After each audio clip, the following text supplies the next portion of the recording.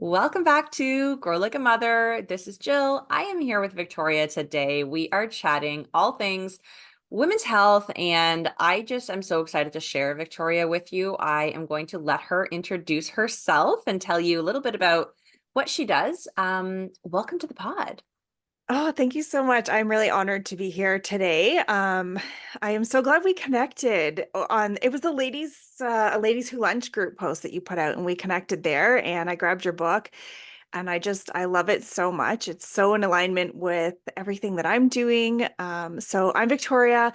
I currently work as a full-time registered massage therapist, but I also work as a women's health strategist. So my passion is helping women, especially those of us in that perimenopause phase, try to find solutions and strategies that help us to, really connect back to who we are, to find health and wellness. And I am a firm believer that our health and wellness is connected to all of our bodies, not just our physical bodies, but our spirit bodies, our mind bodies. And we really have to find strategies that allow us to find really like that peace and health and wellness again. So I do a lot of work with nutrition and movement. I am a certified holistic health nutritionist. I also have my 500-hour yogi training, a personal training. Like I've been in this field for like 25 years. So I feel like you name it, and I've done a course in it. I But my love. my passion is definitely just helping fellow women to find the solutions and the strategies that work. Yeah, okay, a couple things there that stood out to me. I love that you call yourself a strategist. I do that too, and it's so interesting sometimes to describe what you're doing to help people, like what you do. Hmm. And the word coach comes up a lot currently in like this space, but for me it just didn't feel like the right thing because it feels like more of a partnership than a coach is. And I Hmm. wonder, I love that you also use that word strategist. Just another one of the many ways that we are so aligned. Hmm.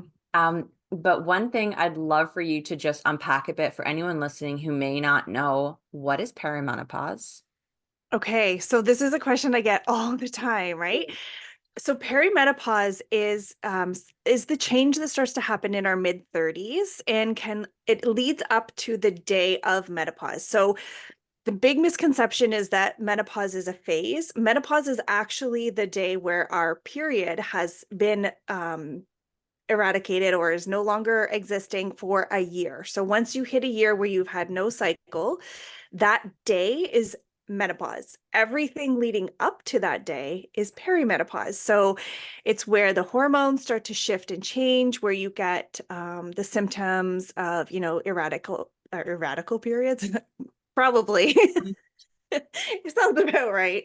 Yeah, you start to feel those changes. And a lot of times in our mid 30s to the 40 range, we don't realize that a lot of the things that we're going through at that phase is actually just our bodies preparing for the menopause.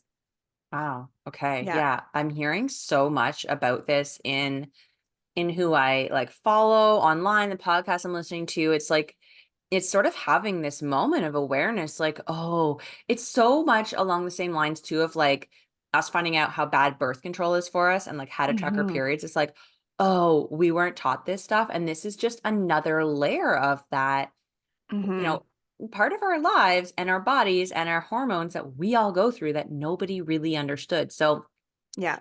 your story, give us a bit of your story and how like this impacted you and what steps you took that you're now helping other women with to try to like manage it. So I guess for me, my story really begins back, like way back when I was 16. I was diagnosed with PCOS and endometriosis. Again, the answer was, here's a birth control. Go on this, and you'll be fine. And I wasn't fine. I experienced all kinds of ups and downs all over the place, really bad symptoms. And then I had my boys, and it got better for a little bit, but then it got worse again. And when I was 32, I was sitting in the doctor's office, and she goes, "Oh, you have menopause." And I went, "What?" I'm 32. How do I have menopause? Um, so that at that time, I didn't really understand what menopause was, what my body was doing. I asked my mom, and she's like, "No, you don't. You're too young. You're fine, right?" Like nobody would talk to me about it. So at that time, I actually went and got an IUD because the only solutions they had for me was either take a pill or stop your period. There was nothing else being offered to me. I even talked with a naturopathic doctor at that time, and she didn't really have any answers as well. She wasn't a hormone specialist, so she didn't really have the answers. So fast forward, I go through that, I get it out. I turned 40, and when I turned 40, I was in amazing shape. I was feeling fantastic. I had really taken care of my body at that point. I got the IUD out when I was 37, and from 37 to 40, I just really hunkered down and took care of myself and doing strength training 5 days a week, intense cardio 2 days a week, eating properly, like you name it, I was doing it properly because I'm like, I'm trained in this, so I'm going to do it properly.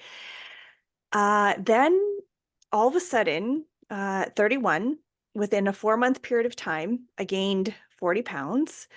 I was extremely fatigued. I couldn't do anything. I was emotional. I was depressed. I felt like someone had hijacked me, my body, my spirit, everything. I couldn't understand what was going on in myself. Our family experienced as a really big tragic moment, and it just the stress of everything threw me for a loop, and I had no idea what was happening.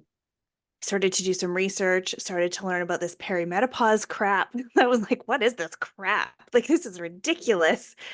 And I learned, hey, it's just your body is changing and you're pushing your body too much. So I had to learn how to not work out 5 days a week, take a step back.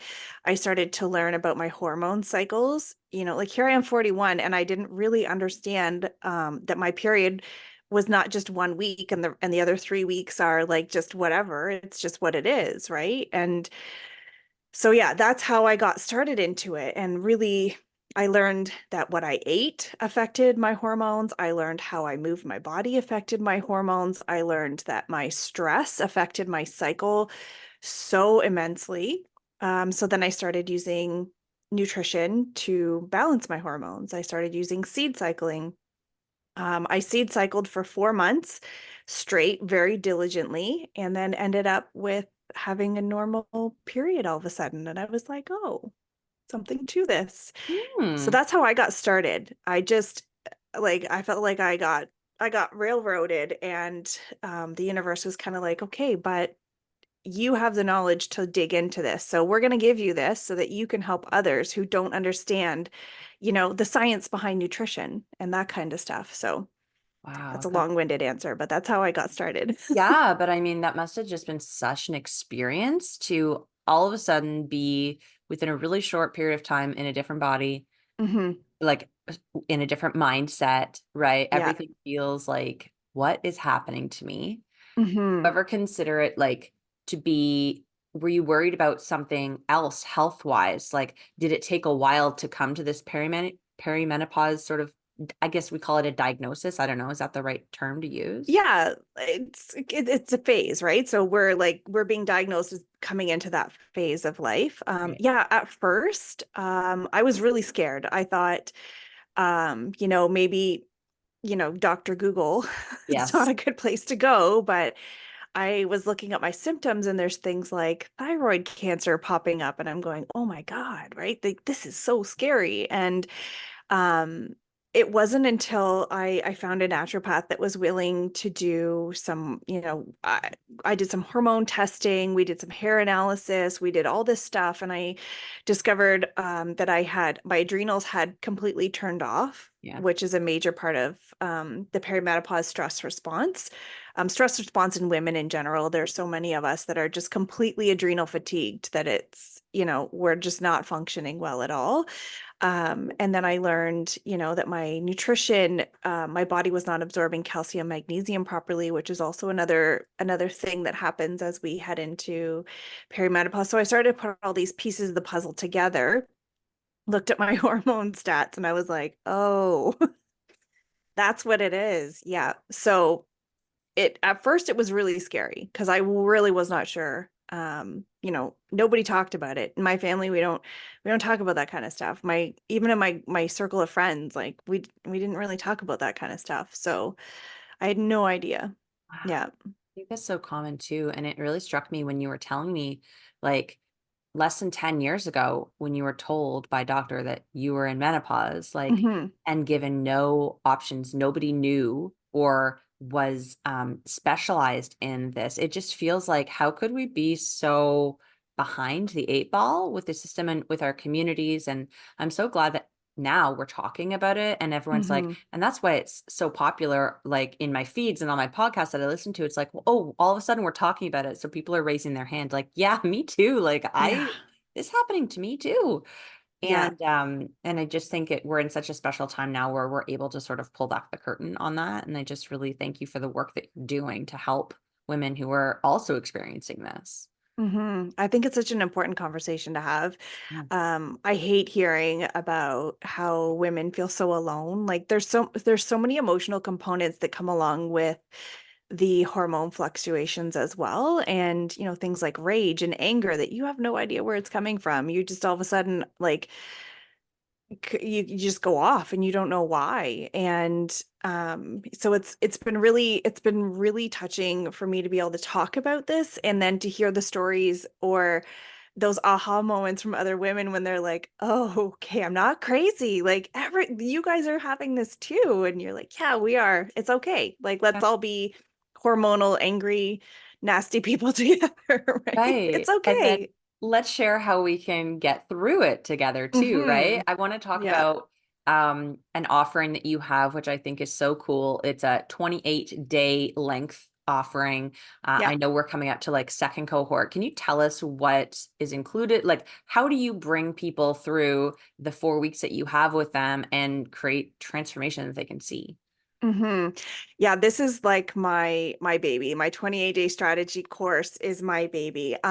So what I've done is I compiled everything that I learned on how to walk through our 28-day cycle. So it's based on our cycle, how we can walk through it and start to support and nourish our bodies in all aspects through each part of our phases. So in the course, it's a 6-week course altogether. So the first 2 weeks we take the time to we talk about our cycles. We learn what is our cycle, where to expect certain things within our cycle. And then in the second week, we dig into the things like the movement strategies for our cycle, the nutritional strategies for our cycle. And then each week I dig deeper into each part of our cycle. So we dig into the menstrual phase. We really find out what's going on in our bodies in that phase, what to expect. If we're younger and menstruating, what to expect when we are in our 40s and menstruating, and how we can nourish our bodies through that phase. And then we talk about each of the other phases. So we talk about luteal, the follicular phase, we talk about ovulation, and we talk about it as well. I like to dig into not just the physical stuff, but the spiritual stuff that goes along with it. So the woo-y stuff, right? Like when you're in ovulation, your spirit actually is craving the connection with other people at that time. Your body is physically preparing for you to become pregnant, but your spirit inside is wanting connection, is wanting to be part of community during that time. So making sure like that schedule that girls night for yourself, or to do something where you're social during that time, but then also honoring that in luteal phase your body is starting to close down, your spirit is going inward, you're taking the time to rest and prepare for the menstruation. So allowing that, right, and becoming aware of what your spirit, your mind, your body needs in each phase, and taking that stigmatism away from, a lot of us try to push through the luteal phase where we're exhausted and our bodies are just like, no, we need rest. But we're like, no, we're going to do it. We got this, right? Because the society conditions us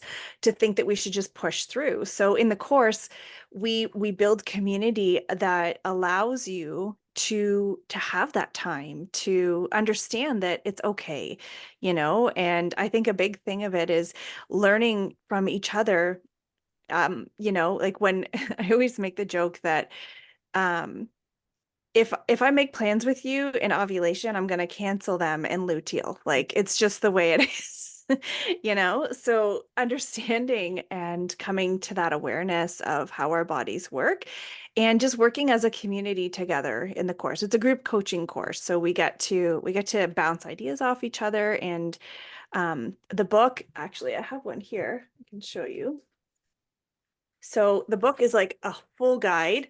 This is my copy here, but like it's got everything in it. The plans for each of the phases. It's got full meal plans, grocery lists, recipes. Yeah, so like all the recipes are in here.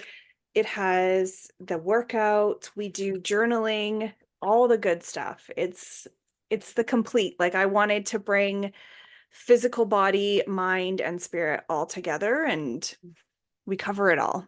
I love it.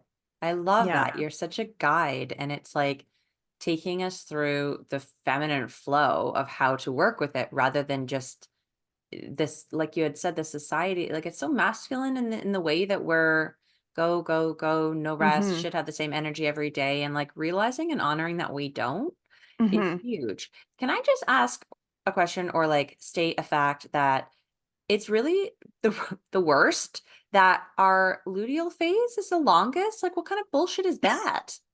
Yeah, like technically it's 3 days longer than the rest of the phases. Like, And why? I don't know why. It Like makes me I've tried so to figure mad. this out. Ah, Yeah. um, Yeah. is it like is the course a live? Do you meet live or is it pre-recorded? Like, what's it look like when you're in the container? So it's a mix of both.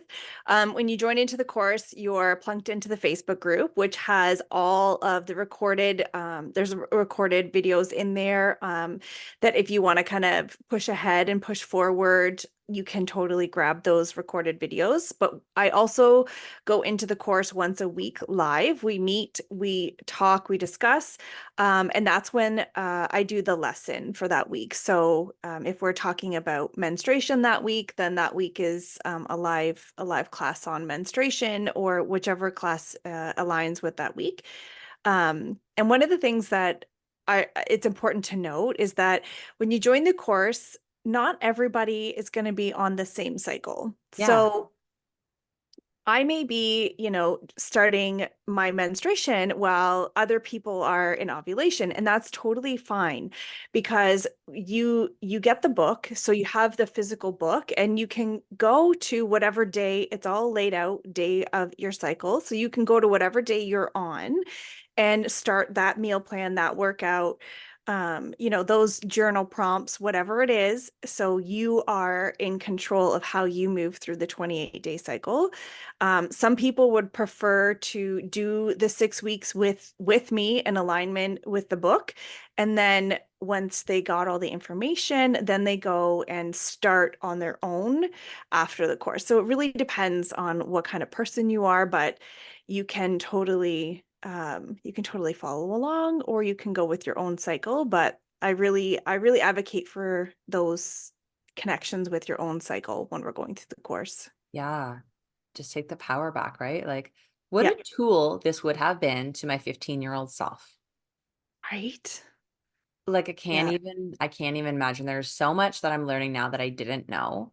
Hmm. And I know more to learn. Like there's so much information that would have been a game changer for us. And the opportunity to learn it at any time in life is such a blessing. But to be able to then, as moms, like I've Hmm. got a little girl to get the knowledge, then to be able to share with her so that she doesn't feel like what is happening or that she can't talk about it or that she Hmm. understands like there are different phases. You're going to feel a different way. And even having the information so that I can be, and I don't know if this is part of what you teach on, but I found for me it's so important to be able to understand what's happening in my body so I can say to my boyfriend like it's day 19. Fuck right off. You do not want to be near me right now. And he knows, Yeah, and my kids know. They're like, "Oh, mom's bleeding. She needs a little bit more rest today. Like she's going to yeah. go for a nap." And just having those conversations so that it's not weird and it's not like what is Yeah. happening? Why is she crabby? Like it creates some Hmm. safety within my relationships. 100%. And so I have three teenage boys and a husband, and I am very vocal. I tell them, like, nope, not today. I just leave me alone, and they're very good at that. My husband, I actually put my tracking app on his phone so that if he's like, she's been a little crusty, he can pull it up and be like, oh, okay, I'm gonna leave her alone today. She's in the cycle or whatever, Yeah. and I think it's really important, and it's been an honor for me to be able to talk with my boys about it. And I see that the way that they treat their girlfriends, really, it's heartwarming to me, because I think that's a vital part of it. That it's not just what we are going through as women. Our partners need to know, and be aware of where we are, what's happening. And it makes life a lot easier when you don't, like, they're not taking things personally because they think that you're angry at them, or, oh, you're pushing me away again. No, I need a nap, So Totally. I really do. I really think it's important I feel that as women, if we can talk openly about it, it allows us that safety to then approach it with our partners that way, you Yeah. know, more openly. Out of curiosity, what app do you use? So I love the Stardust app. Yeah, It's same. very wooey and witchy, and I love it. It connects me with my moon cycles and everything, and I absolutely love it. And I'm sure that you talk about this in your course too, but like, ladies, you don't need an app. You can just track in your Oh yeah. phone. Like, you can figure it out super Hmm. easy. It doesn't need to be complicated, but it's kind of fun to Yeah. have some tools like that. Yeah. Yeah. Oh my God. There's just, and like we were saying before we got recording, like we could literally talk about this for hours because there's so much to know. But I'm curious if you could give me some like either tips or insights for like the four different phases. Just walk us through real quick in case Mhm. someone's listening to this for the first time, realizing that there are different phases to your cycle. Yeah, so that is the first thing, is to realize that there are four phases to our cycle. And I don't think we talk about that enough. We know that we have our bleed phase, the menstruation, and then we know that we have PMS, but what is that, right? So technically, your cycle starts day one of your bleed. So that's your menstruation phase. That is the phase of release, of shedding, of letting go. So if you're wooey, that is the time where you want to write and release. It's the time where you want introspection. It's the time where you want rest. So your body is literally shedding and releasing and renewing. So you need rest for that period. And then as you finish that cycle, you move into the follicular phase. So follicular phase, usually you get that spike in energy, you start to feel a little bit better. That is where your body is increasing the progesterone hormone. So that one is like the woohoo hormone, right? So you start to move into that phase, you gain more energy. This phase is often where it's a good idea to maybe start a new project or start new plans, or um, write in your gratitude journal about your new intentions that you want for that upcoming month, right? And then we move into ovulation. So, like I said before, ovulation is literally your body is preparing to make a human. So, your body is like, okay, I need attention. I want to make a baby. And whether or not you're making babies, it doesn't matter. This is how your hormones start to flow. Your spirit starts to step into being more social, being more aware.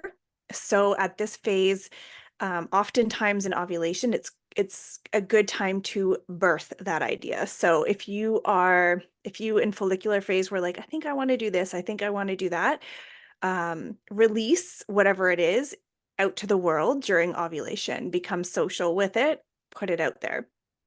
As ovulation starts to wane, then we move into that luteal phase. It is the most popular phase. It is the PMS phase.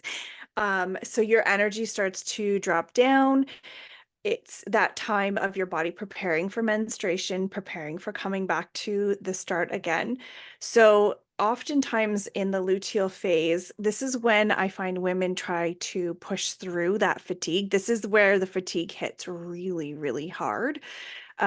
Usually 3 to 4 days before your actual period starts, you'll find that massive decrease in the progesterone hormone. So we want to allow rest. This time is a really good time if you have the flexibility in your schedule to actually book yourself in naps. Like actually put it in your schedule, put rest in your schedule. And that project that you're working on, this is where I say to my clients, let it marinate in the luteal phase. Don't touch it. Don't stress over it. That thing that you released, that you've now put out to the world, let it marinate. And you're going to let it go into its phase. And then we start back into menstruation again. So whatever didn't work for that phase, you release it and you start all over again. But that's basically your four phases. That woo woo woo. Every single month. Yep. Every single month, it is the Yep. same. And yeah, the more that you start to pay attention, it's such a Yes. gift to yourself because like you can realize, oh, okay, this is why I'm eating all the chips. Hmm. Okay. This is why I'm feeling super crabby or super hungry, or this is why I've got all the energy. Hmm. And like you said, building your schedule around it, I think is the smartest thing ever. Yes.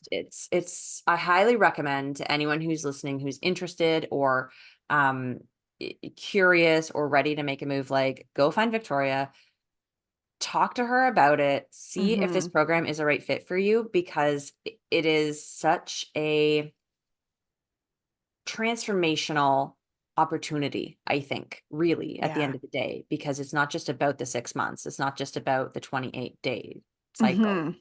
It's your life and how you show up in it and how Yeah. you can create some stability and some understanding and strengthen the relationships and just everything. It's Yeah, everything. yeah, it's made a big difference in my life, and in my work life, just knowing when I need to put a pause and when I need to go full bore, right? um in the follicular phase, when you have all the energy, create all your posts for whatever, if you're doing something on social media that you need to put out there in the world. In the follicular phase, get creative, do all your posting, get it all scheduled in. And then that way, when you get to the luteal phase and you're like, I don't want to talk to people, I don't want to be on social media, it doesn't matter because you already did it all. It's all ready to go. It's good. You can walk away and take your rest day. Mhm. Yeah, it's all about using it to your advantage, right? Absolutely. Yeah. Hmm. Learning the tools, putting them into practice in a way that makes sense for you in your life, in your Yeah. cycle. Yeah. Ah, thank you so much for being here and just teaching us about this because there is so much to it, but from someone with your background and expertise and perspective, it really brings it all together so beautifully. And I just Thank thank you. you so much for being here. Oh, I'm honored to be here. Thank you so much for having me. It was really great. Yeah. If people are curious about how they can sign up for the program or how to get in touch with you, can you share what the best way to do that is? Yeah, so my Instagram is at women's whole. Well, I'm gonna have to double Oh, check that. I just forgot. Women's Whole Health or yeah. Women's Holistic Strategist. But I'll give you the proper We'll link. put it in the show notes, I'm folks. Don't having worry. a brain fart right now. Yes. I also have a public group on Facebook. So if you search Victoria L, Women's Holistic Health, then you will find our public group where you can join in, and I post all the information there. I also have a website, treepose.online. It's got all the strategy information. It's also got all my yoga classes, all my meal plans, everything. There's so much information packed in that website. So it's just treepose.online. Okay, amazing. And Yeah. before we say goodbye, is there any last words or anything that really just feels like coming through that we can share with the audience? I think the biggest thing is to know that in this phase, you're not alone. There are so many of us that are in the same phases, and we're just trying to get through. You don't have to hide away and do it by yourself. Like, come be part of community, connect, and let us help each other to find the strategies and the solutions that work. Hmm, beautifully said. Thank you so much, Mm, Victoria. you are very welcome. Thank you.